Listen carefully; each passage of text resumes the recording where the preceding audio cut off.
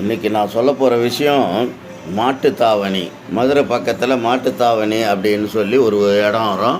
அந்த இடம் வரும்போது எல்லோரும் மாட்டுத்தாவணி மாட்டுத்தாவணின்னு அந்த பஸ்ஸுக்காரவங்க கூட நின்று இறக்கி விட்றாங்க மாட்டுத்தாவணி அப்படின்னு. இதை எல்லோரும் பார்க்கும்போது என்ன அதில் மாட்டுத்தாவணி அப்படின்றது சாதாரணமாக பார்க்கும்போது தமிழ் எழுத்து மாதிரியே தெரியும் உங்களுக்கு. மாடு அப்படின்னா ரெண்டு கொம்பு வச்சுக்கிட்டு இருக்கிற மாடு அப்படின்னு நினச்சிக்கலாம். தாவணி அப்படின்னா பெண்ணு ஒரு குறிப்பிட்ட ஏஜில் போடக்கூடிய உடை அப்படி தாவணி அப்படின்னு நினச்சிக்கிற மாதிரி தெரியும். ஆனால் உண்மை அது இல்லை. அதாவது ஒத்த கடைன்னு சொல்கிறது, இருட்டு கடைன்னு சொல்கிறது, இதுக்கெல்லாம் அர்த்தங்கள் தமிழில் இருக்கிற மாதிரி இருந்தாலும் அதில் வேறு அர்த்தங்கள் தான். அதை பற்றி நான் ஏற்கனவே இருட்டு கடைக்கு போட்டிருக்கேன், ஒத்த கடைக்கு போட்டிருக்கேன். இப்போ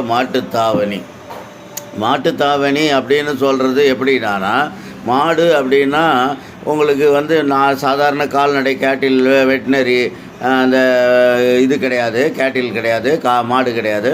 மாடுன்றது ஒரு கரப்டு அப்படின்னு சொல்லலாம். கரப்டுன்னும் போது அதாவது நல்லா இருக்கிறது ஒன்று கெட்டு போகிறது அப்படின்றது, டேமேஜ் ஆகுறதுன்னு சொல்லலாம். இல்லைன்னா உங்களுக்கு இந்த அலிகேஷன்னு சொல்லலாம். இல்லைன்னா இப்போ ஒரு மண் இருக்குது. மண் சாதாரணமாக நடந்து போனால் நம்ம காலில் ஒட்டாது. ஆனால் ஸ்டிக்கி அப்படின்னு சொல்லக்கூடிய ஒரு மண், அதில் காலை வச்சா காலு கூட சேர்ந்து எக்கச்சக்கமான மண் மேலே வரும். அப்படி இருக்கக்கூடியது ஸ்டிக்கி அப்படின்னு சொல்லலாம். அதாவது அது எப்படின்னா அந்த இப்போ earth mixed earth and water, அதாவது சேறு சகதியமாக இருக்கிறது, இதை மாதிரி இடத்துங்களை தான் மாடு அப்படின்னு சொல்லக்கூடியது. நம்ம கூட சில பேரை திட்டுவோம், மாடு மாதிரி இருக்கான் அப்படின்னு. மாடுன்னா அங்கே ஏதோ ஒரு கரெக்டு அப்நார்மல், ஏதோ ஒரு சேஞ்சு, அது இந்த ரெகுலருக்கு ஆப்போசிட்டாக இருக்கிற மாதிரி தான் கணக்கு. அதனால தான் மாடுன்றது அது ஒரு தவறானது. அதை ஆங்கிலத்தில் சொல்லணுன்னா மாடுன்றதுக்கு நான் சொல்கிறேன் கரப்டுன்னு சொல்லலாம், டேமேஜின்னு சொல்லலாம், அலிகேஷன் சொல்லலாம் அப்படின்னு சொல்கிறது. இது ஒரு மனுஷனை சொல்லும்போது மாடு இப்போ இந்த மீனிங் வரும். ஒரு நிலத்தை அந்த இடத்த சொல்லும்போது அது ஒரு ஸ்டிக்கி, அது ஒரு mixed earth with and water அப்படின்னு, அதாவது மண் சேறு சகதியமாக இருக்கிறது, காலெல்லாம் ஒட்டுறது, இப்படி ஒரு டேமேஜு, ஒரு உதவாத இடம் அப்படின்றது தான் மாடு. அப்போ சரி, மாடுக்கு தெரிஞ்சிடுச்சு. தாவணினா பப்ளிக் பிளேஸ். அதாவது தாவணி அப்படின்னு சொல்கிறது பப்ளிக் பிளேஸை தான் நம்ம தாவணின்னு குறிப்பிடுறோம். அதனால் அது பப்ளிக் பொது மைதானம். இப்போ ஒரு வேளை அது காலையில் காலை கடனை போகக்கூடிய ஒரு இடமா கூட இருக்கலாம். இல்லைன்னா அந்த பொது மைதானத்தில் ரொம்ப அதாவது டர்ட்டி பிளேஸாக இருக்கலாம். அப்படி இருக்கக்கூடியதெல்லாம் டர்ட்டி பிளேஸாக இருக்கலாம். இப்படி இருக்கிறது தான் பப்ளிக் பிளேஸு. அது ஒரு பொது இடம், ஒரு பொது மைதானம் அப்படின்னு நம்ம கூட சொல்லுவோம் இல்லையா, காலையில் மைதானத்துக்கு போகிறோம் அப்படின்னு சொல்லுவான்.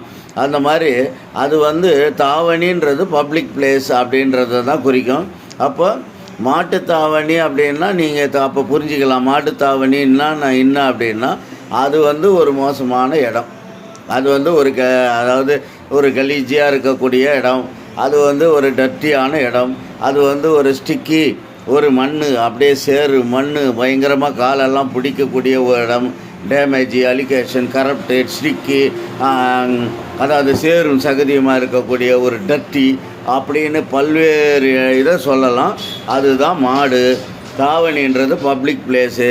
அப்போது அந்த இடத்த நீங்கள் அப்போ புரிஞ்சிக்கலாம், இந்த இடம் ஒரு மோசமான ஒரு இடம், அந்த மாதிரி ஒரு சுச்சுவேஷன் உள்ள சிச்சுவேட்டடு அமைய பெற்ற இடம்ன்றதுனால தான் அதை மாட்டு தாவணின்னு சொல்கிறது. ஆனால் நம்ம மக்கள் எல்லாம் மாட்டுத்தாவணின்னா அந்த இடத்துல ஒரு கணம் யோசிச்சுட்டு அதுக்கு விடை தெரியாமல் போயிடுவாங்க. மாடுன்னா மாடு, தாவணின்னா தாவணின்னு. மாட்டு தாவணின்றதுக்கும் அதாவது ரியல் மாடு கவ், அந்த தாவணி ஆப் சாரி, அதுக்கும் எந்த விதமான சம்மந்தம் இல்லை.